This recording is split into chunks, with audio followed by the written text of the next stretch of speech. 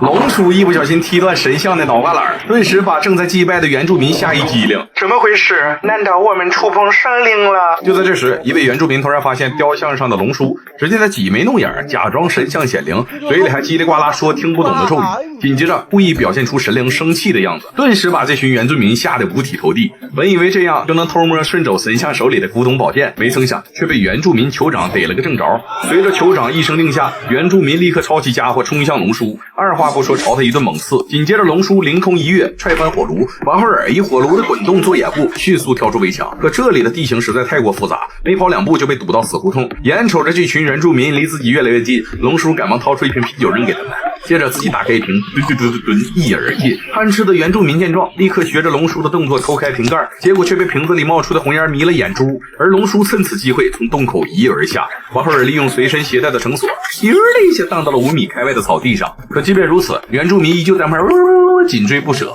只见他们将盾牌踩在脚下，充当滑板，乌泱泱朝着龙叔疾驰而来。随后，龙叔迅速穿过小树林，扒拉出提前藏好的零件，经过一番捣鼓，一架小型飞机便组装完成。就这么式，龙叔一脚地板油飞离地面，成功摆脱了原住民的追击。而他之所以冒着生命危险盗取这把古董宝剑，就是为了引诱一伙自称万能教的恐怖组织主动现身。因为龙叔知道恐怖头目栓子一直都在寻找这把价值连城的宝剑，所以只要把宝剑的消息放出去，栓子一定会派人跟踪自己，到时候再来一招将计就计，指定能一锅端了栓子的老巢。于是他故意让朋友阿林带着宝剑在大街上晃悠，自己则一直跟在后面观察可疑的人。很快，一个黑衣人出现在阿林身边，张嘴就要买走他包里的宝剑，可阿林却告诉他必须要跟买主当面交易。没有招了，黑衣人只好把阿林带回万能教的老巢，丝毫没有意识到龙叔一直搁腚后跟着呢。而当龙叔确认万能教的窝点是一个山洞时，他瞬间就掏出个工具包，将一枚安全锁扣在腰间的尼龙绳上，接着把绳子的另一端套进金属栓，牢牢绑在水桶粗的树干上。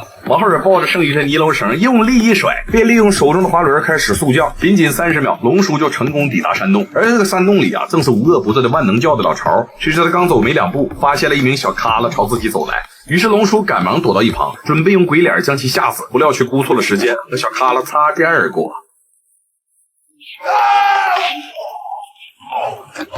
解决了小咖拉后，龙叔蹑手蹑脚地走到一扇木门跟前，结果惊动了里面的恶犬。意识到狗叫声指定会引来更多的教徒，龙叔蹭蹭2下爬上横梁躲了起来。然而就在他跨过几根横梁准备离开之时，无意间从窟窿眼看到了被万能教绑架的朋友阿林。于是龙叔趁着四下无人，将阿林及其女朋友给救了出来。结果他们刚走到一处拐角，阿林就一个不留神掉进一口竖井，而竖井的底部正巧连接到万能教的食堂。眼瞅着饭桌上的30几名教徒全都盯着自己，阿林顿时吓懵逼了，随即赶紧钻回竖井，打算徒手爬回去。可这群教徒怎会轻易放过他，当场给他薅了回来。生死攸关之际，龙叔及时赶到，抄起一根着了火的木头，将这群瘪犊子全部吓退。紧接着他让阿林带着女朋友先走，自己先留下来断后。然而就在龙叔赤手空拳跟教徒们激战时，阿林跟女友却绕了回来。原来食堂里的打洞声惊动了所有的教徒，导致山洞里的出口全部被堵死，没招了，大人只能随机应变，利用柜子上的盘子暂时击退敌人。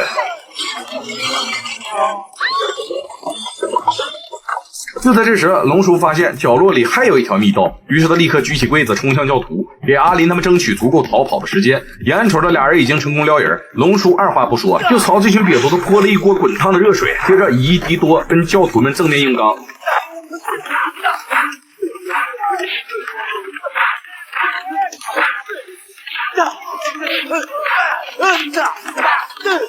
经过半个来点的激烈缠斗，30几名教徒全都被打得倒地不起，哭爹喊娘。龙叔见状，赶忙抬起3米长的门栓，往后也滋干一下拉开木门，撒腿撩人。然而他刚跑没2步，就发现自己之前偷的古董宝剑赫然出现在眼巴前。于是他趁没人注意，打算把宝剑也拎回去。怎料还没来得及将其全部取出，万能教头目栓子就带着4个瘪犊子突然出现。So you are the Asian Hawk? Correct. We're honored with your presence.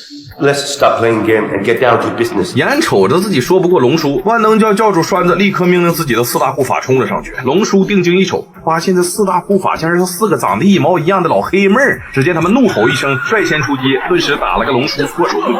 紧接着4人相互配合，一个劲儿的逼击龙叔下盘。好在龙叔反应灵敏，不断后退，这才没有让他们得逞。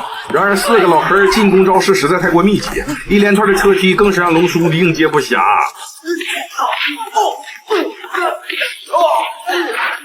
面对如此猛烈的攻势，龙叔也不再因为对方是女人而怜香惜玉，只见他凌空一跳，跳上石柱，接着落地翻滚进行格挡。王二伟迅速起身钳制住一人，另外3个老黑见状，赶忙使出组合技，一套操作下来，顿时把龙叔打得迷瞪的。而这一击也让龙叔意识到必须把他们分开，自己才有胜算。于是他故意将一名黑妹引上栈桥，利用木板的间隙卡住他的鞋跟。王二伟一记重炮加上一记重脚，瞬间将其打倒在地。另外一个老黑见状，赶紧脱掉高跟鞋，没成想却被龙叔一脚踩在脚背上，伴随着一声惨叫，龙叔径直将其扔下栈道。其余2名黑妹见状，再次联手出击，可龙叔早就识破了他们的招式，直接拽住一人的大脚脖子，将其掀翻在地。至于最后一个老黑妹就更惨了，都没来得及出招，就被龙叔一个鞭腿摁脚下。眼瞅着自己的4大护法已经全部丧失战斗能力，栓子立刻耍起了阴招。只见他将剩余的万能教徒全部聚集到一起，打算跟龙叔同归于尽。没成想龙叔早就在外套里绑满了炸药。然而在双方对峙的过程中，炸弹的引线却不知何时被旁边的火盆点燃。等龙叔发现时，已为时已晚，没招了，他只能边跑边猜，赶在炸弹彻底爆炸前将其全部甩了出去。